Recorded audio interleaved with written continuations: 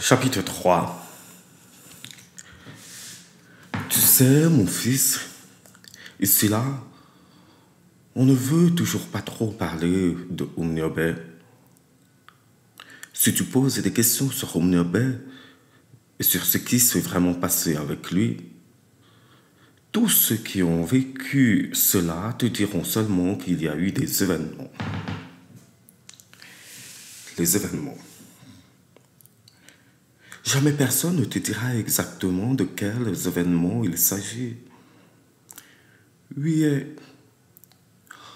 on te dira seulement qu'il y a eu trop de morts, que les souvenirs sont lourds comme le rocher de Ngokli-Touba, qu'on ne peut pas soulever ça comme ça pour sortir toute la poussière qu'il y a en dedans. Notre papa président avait même dit à la télé, et je te jure que je l'avais vu de mes propres yeux le dire quand j'avais encore mon appareil, qu'il faut tourner la page. Il avait dit qu'il y a un temps pour se lancer la pierre et un temps pour s'embrasser. Il avait dit que voici était venu le temps de s'embrasser et d'oublier vite, vite ces histoires de Umniobé là. D'oublier ça parce que ça ne va pas nous faire avancer dans notre monde d'aujourd'hui. Ah, mon fils, si je pouvais ouvrir ma tête aussi et enlever tous ces événements de là-dedans, j'oublierais tout et tout comme ça, comme notre papa président nous le demande. Mais comme ce n'est pas possible, ce sera difficile de respecter ce qu'il dit, lui. Mon fils, c'est étrange. Ici, là, on nous demande de tout oublier. Et comme nous, on n'oublie rien et qu'on ne peut pas tout pardonner comme ça, il s'arrange alors pour tout effacer de notre mémoire, nos souvenirs, notre histoire. Ils savent que ce n'est pas facile pour nous de tout remuer en dedans de nos cœurs et d'en parler. Ils ne veulent rien transmettre à nos enfants dans leurs écoles là. Voilà comment on en arrive là, comme si rien ne s'était passé, comme si tout allait bien et qu'on était tous les meilleurs amis du monde.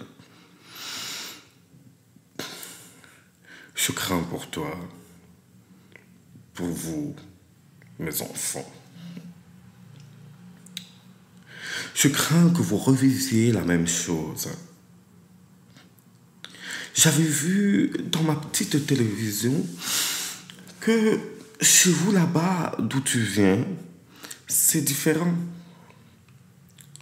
N'est-ce pas? On garde toujours des images, des vidéos, des traces orales et écrites de ce qui s'est passé. Chaque année, on se souvient des tristes événements qui ont marqué les gens. On pleure. On dépose de gros bouquets de fleurs et les hommes qui font la politique tapent leur bouche là sur de longs discours pour promettre que plus jamais ça ne se répétera. C'est bien ça, n'est-ce pas? Ils ont dit dans leur télé là un jour, et je les ai bien entendus avec mes deux oreilles ici, qu'on peut même trouver chez eux de bons livres qui parlent de notre Umniobé avec leur gros français des blancs. Le savais-tu? Est-ce que tu as pu lire ces livres-là? Bien. Qu'est-ce qu'il raconte là-dedans? S'il te plaît, une fois là-bas chez vous, faisons une traduction en bassa. Tu m'entends? Comme ça, lorsque tu reviendras ici, si je suis encore en vie, tu pourras me le lire. Et je pourrai alors, moi, Mamaliga, te dire si ce qu'ils ont écrit en dedans de leur livre-là est vrai ou si c'est seulement un sac de mensonges. Qu'est-ce que tu dis? Qu'on ne peut pas traduire ça en bassa? Mais mon fils, qui donc a traduit leur Bible à eux en bassa? Et donc à retrouver celui qui l'a fait. Et qu'il le fasse aussi pour ces livres-là que tu as lus. Tu m'entends? Voilà. C'était C'était la lecture d'un extrait du chapitre 3 de Confidence paru récemment en poche chez Zoé. Vous pouvez le retrouver partout. Une lecture que je fais en hommage à ceux qui ont fait l'histoire récente ou beaucoup plus lointaine du Cameroun, qui est mon pays d'origine.